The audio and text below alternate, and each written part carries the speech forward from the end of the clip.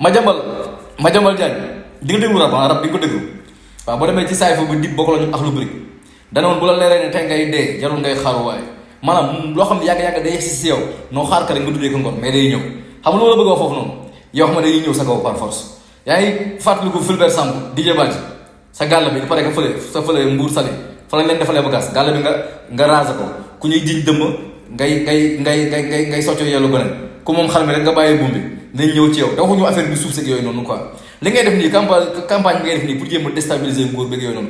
lu sa bàyyi Macky Sall réussirul yow yaa koy réussir nga mel ni dragon du Komodo fii da ngeen koy cons par force muy yow ay Mamadou Ibra Kane yu mel ni un na dox noonu seen fi ngeen jéem a ñëw di kii mënu leen ci dara ay sa Diop Fall toog foofu noonu di envenir men dëkk mënu leen ci dara 5 ans yi da ngeen koy cons par force te Madiambal ñi ngi ñëw ci yow ñi ngi ñëw ci yow bu baax nga mel ne ku yàlla alak ngay xëy di gën a ñuul soxor bon seytaane kenn faale la fa loo leen indi fekk na ñu pare loo leen indi rek di ngeen fekk ñu pare